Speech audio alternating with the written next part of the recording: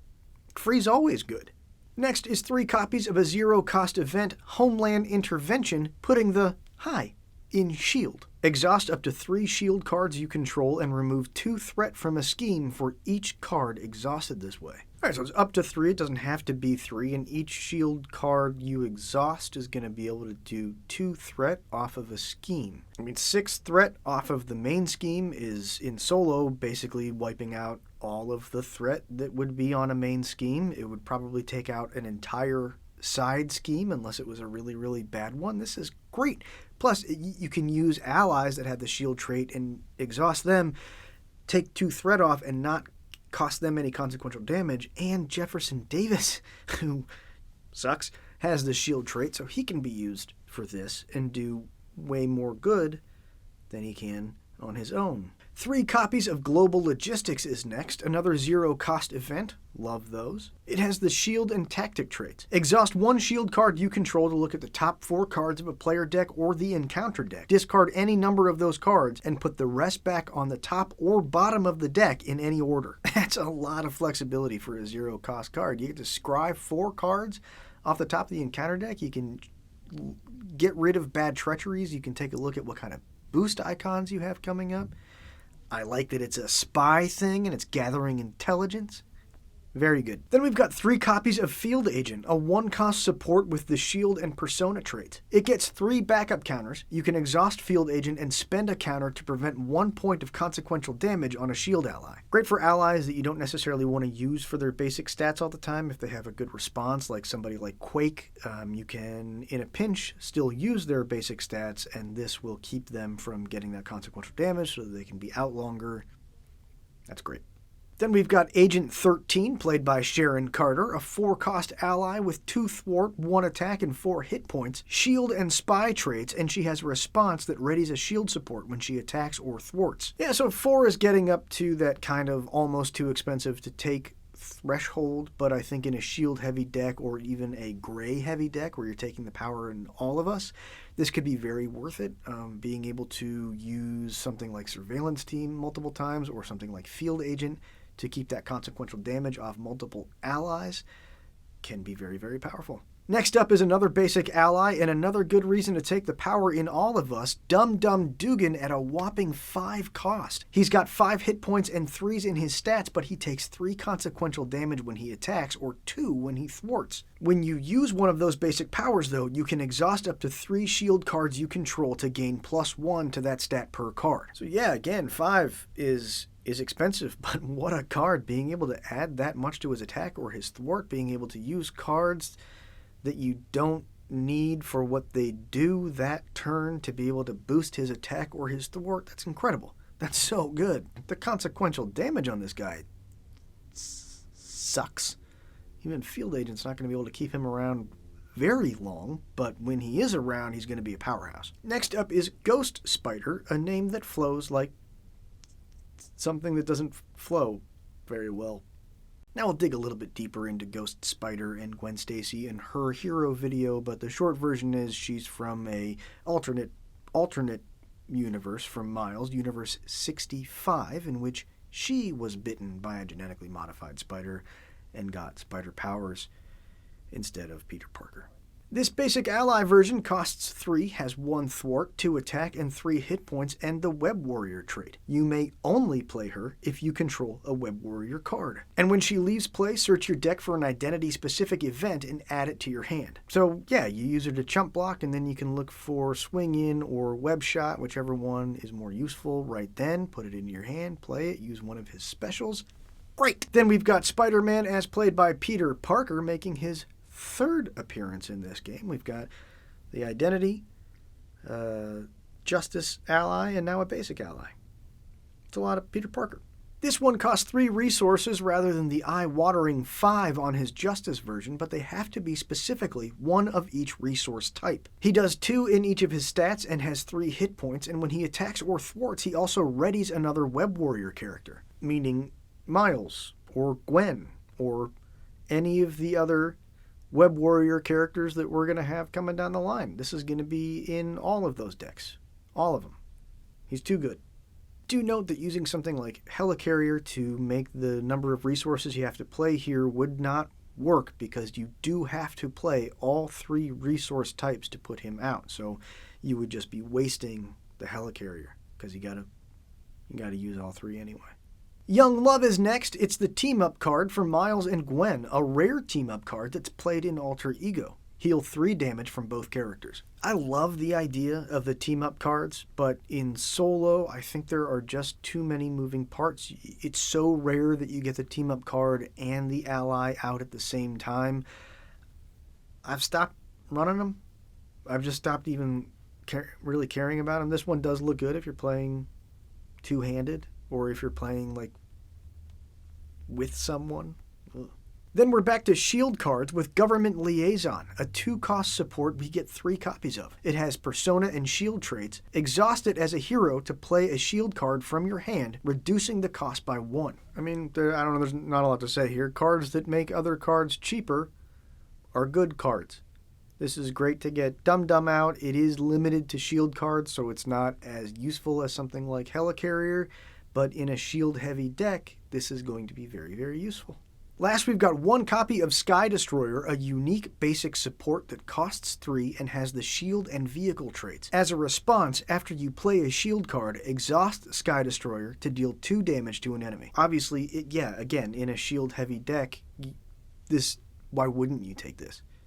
You get to just do 2 bonus damage every time you play a card that you want to be playing anyway. That's awesome.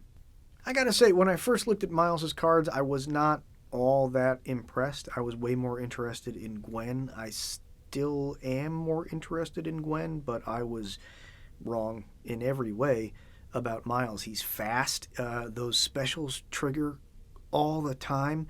It's so easy to go down to Alter Ego because you're laying out confuses like it's your job. I guess it is your job.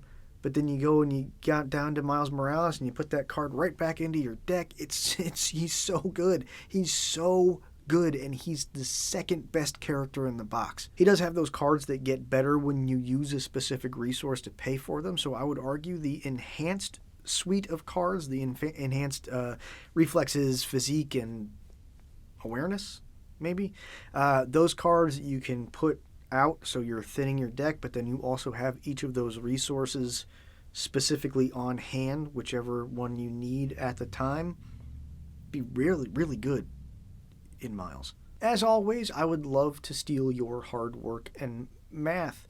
If you come up with a good Miles Morales deck, if you come up with a good Shield deck, pop it in the comments. I'd love to read it and steal it. That's Miles Morales Spider-Man. Now get off my lawn.